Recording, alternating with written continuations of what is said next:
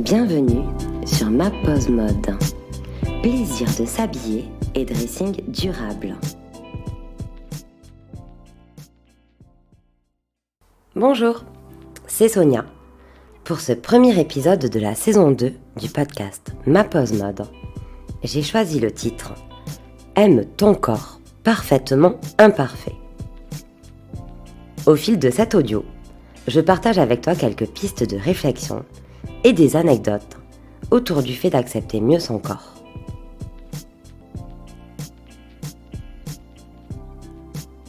Qu'est-ce que ça veut dire aimer son corps au juste?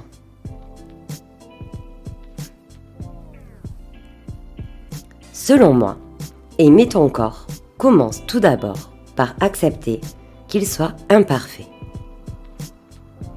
En effet, rares semblent être les personnes qui estiment que tout est ok dans leur physique, à moins que tout simplement, je ne les ai pas rencontrés.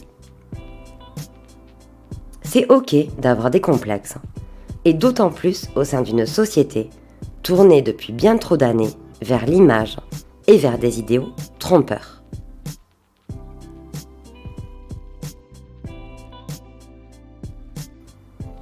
Moi-même, mon entourage et des clients que j'accompagne en coaching en images, surtout des femmes d'ailleurs, on fait souvent le constat de ce corps imparfait. Et imparfait, surtout à nos yeux, surtout d'après nos jugements personnels, je dirais même.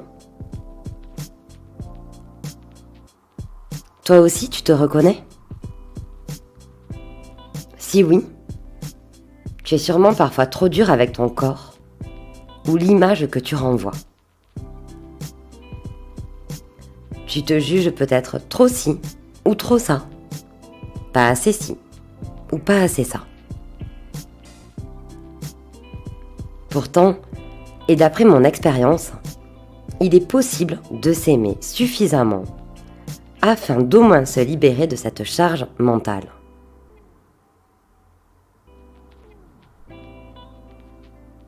Il est possible d'offrir plus d'amour à ce corps et de l'aimer dans sa globalité, pour ce qu'il est, et d'autant plus car il nous est tout simplement indispensable.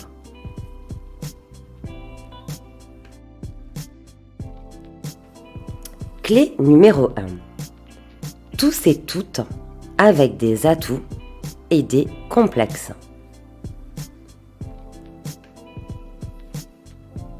Un jour, une cliente en conseil en images m'a confié qu'elle ne voyait aucun avantage à son physique. Elle était clairement dans ce qu'on nomme en coaching du fantasme. Elle était comme empêtrée dans une boucle négative et incapable d'entrevoir ne serait-ce qu'un soupçon de positif. On a donc creusé un peu plus. Finalement, elle a nommé ses yeux et son regard comme premier atout. Elle a ainsi pu débuter par la valorisation de cette partie de son corps, en s'auto-complimentant ou en ressentant de l'amour régulièrement pour cette part d'elle. Cette démarche de se rappeler de ses atouts lui a permis de s'offrir, à petits pas, plus d'amour pour son corps. Dans un mauvais jour, où elle se jugeait moche, elle a regardé ses yeux dans son miroir et a naturellement souri. Apaisée d'avoir trouvé une porte de sortie à ses pensées pas sympas.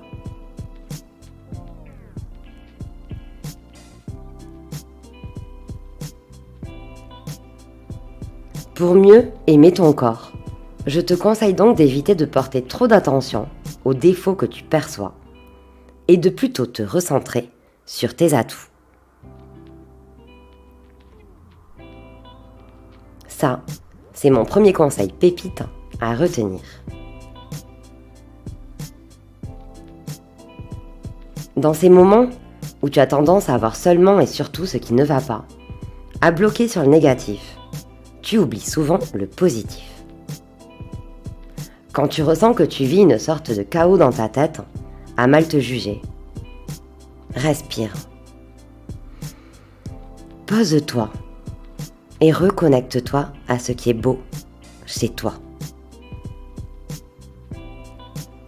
Observe ce qui va. Ressens-le. Valorise-le ou auto-complimente-toi. À toi de tester et de voir ce qui marche. En pratiquant cela, j'estime que tu pourras apaiser tes pensées. Puis ça devient un automatisme de revenir à plus d'équilibre en regardant le positif quand tu es trop dans une vision négative. Dans le sens inverse, avoir conscience que tu as des défauts, quand tu te la joues limite, mégalo ou genre trop en bombe, ça te rend aussi plus humble, plus humaine. Car oui, tous et toutes, nous sommes parfaitement imparfaits.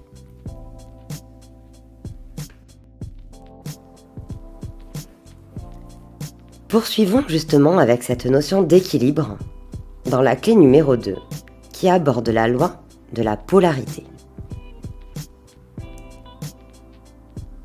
Garde en tête qu'en ayant une vision globale, c'est-à-dire pas de défaut sans qualité, tu comprendras que tout est juste et conforme à un équilibre naturel, à une harmonie naturelle même. C'est un échange qu'on a notamment eu avec ma cliente qui avait du mal à trouver ses atouts. Ici, je fais référence à une loi universelle, la loi de la polarité. Elle signifie qu'il existe naturellement tout et son contraire. Par exemple, le bien et le mal, le chaud et le froid, soit pas de qualité sans défaut, pas de défaut sans qualité.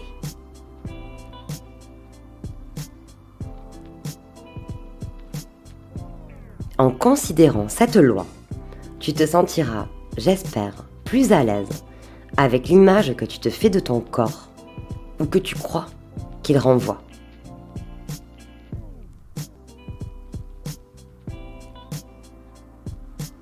On a tous des bons côtés et des moins bons. Acceptons-le et focalisons au maximum notre attention sur ces côtés qu'on aime bien, qu'on aime mieux et qui nous offrent un mieux-être. Puis bien entendu, cela s'applique bien au-delà de notre apparence physique. Je répète donc, lorsque tu sens que tu bloques sur le négatif, tes complexes, tes pseudo-défauts, rappelle-toi de tes atouts et de leur envoyer plus de considération et d'amour.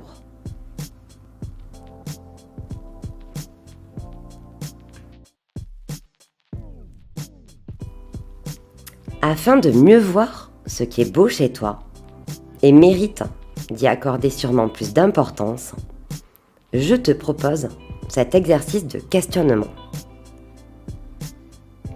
Tu peux mettre en pause, si tu le souhaites, après mes questions, et prendre un papier ou un crayon, te mettre au calme, et essayer d'y répondre en direct.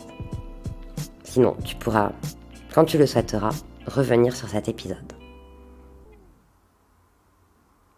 Pour cet exercice, demande-toi par exemple, quels sont mes atouts? Qu'est-ce que j'aime dans mon physique?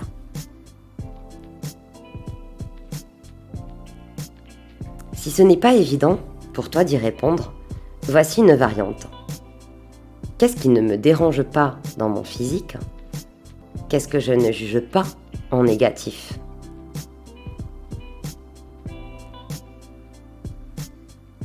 Ensuite, est-ce que je prends le temps régulièrement de valoriser mes atouts? D'y penser? De les observer?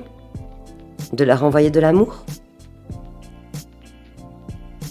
Est-ce que quand je me fais des soins du corps, ne serait-ce que me passer de la crème, est-ce que je ressens qu'il y a des parties de mon physique qui sont bien cool quand même? Et même, est-ce que j'ai de la gratitude pour ces dernières? tes réponses sont non, demande-toi peut-être: qu'est-ce que je pourrais faire pour apporter plus de valeur à ces parts de moi?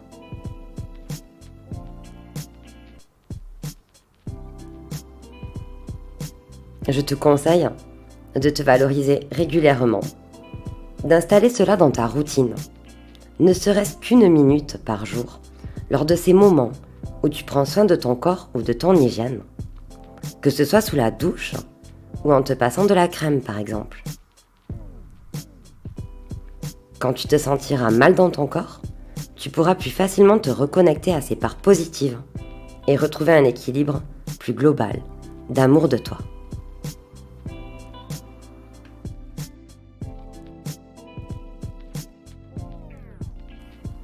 En clé numéro 3, je pense à la nécessité de faire évoluer tes croyances. Dans un monde plus idéal, il conviendrait sûrement que la société valorise plus le fait que nous sommes tous et toutes différents. C'est en cours, certes, mais sûrement pas encore assez intégré afin d'observer véritablement plus de tolérance et de bienveillance envers soi et les autres.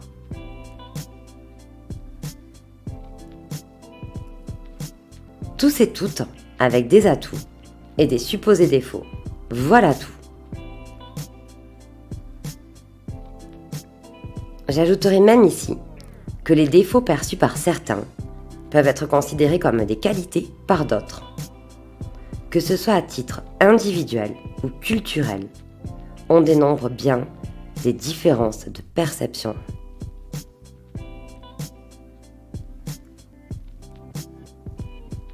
Partant de ce constat, je me demande pourquoi on a tendance à courir après des pseudo-idéaux de beauté, alors que c'est clairement trompeur.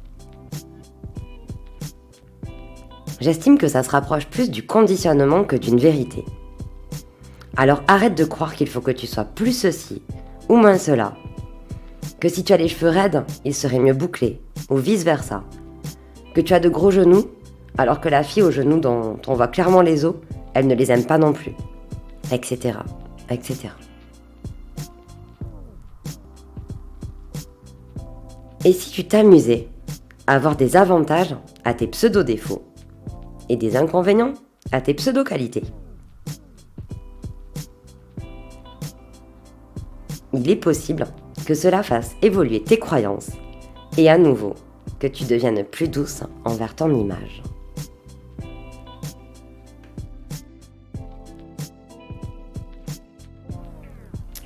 Passons à la clé numéro 4. Un corps imparfait, mais parfait pour toi. Dans cette clé, je vais aborder une vision plus spirituelle. J'aime me rappeler que bien que mon corps soit imparfait, il est parfait pour moi. Je crois profondément au pouvoir de la nature et de la création. D'une part, je constate que je suis une personne qui n'a vraiment pas tendance à juger le physique des autres. C'est comme si, sans le moindre effort, je voyais souvent une part belle et lumineuse chez l'autre, que ce soit un inconnu croisé dans la rue ou chez mes proches, et quelle que soit leur apparence. Alors pourquoi est-ce que parfois je suis plus dure avec moi-même? Prendre cette hauteur me rappelle de m'offrir aussi cette bienveillance envers moi-même.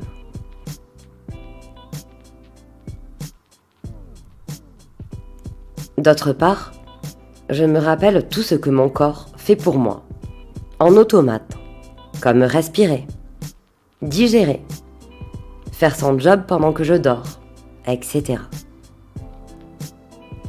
En cultivant de la gratitude à ce niveau, j'ai l'impression que c'est un beau pas pour se réconcilier avec ton corps et avoir envie de plus le chérir que de le critiquer.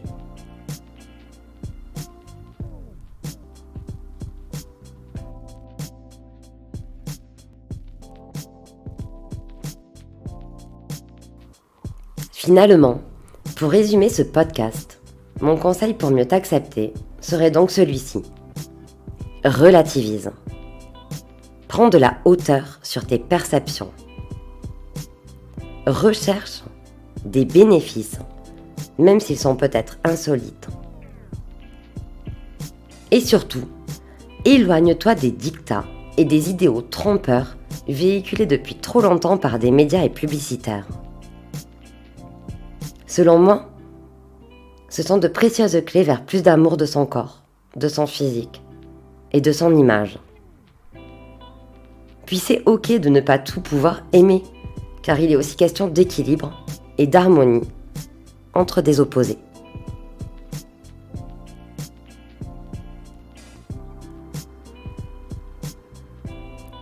En conclusion de cet épisode, j'espère que cette écoute te donne envie ou te fera accéder à plus d'amour conscient de la valeur de ton corps.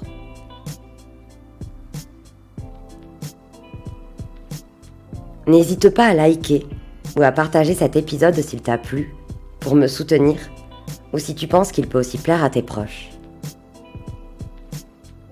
Tu peux aussi me rejoindre sur mes réseaux sociaux Instagram et Facebook, @maposemode, ou visiter mon site web. Tu trouveras les liens dans le texte descriptif de cet épisode de podcast. Merci d'avoir partagé ce moment en ma compagnie. Je te donne rendez-vous mercredi prochain pour un nouvel épisode. En l'attente, je te souhaite tout plein d'amour et de pratiquer si ça résonne pour toi. Une bonne journée ou une bonne soirée à toi, selon l'heure à laquelle tu m'écoutes. Et à très vite.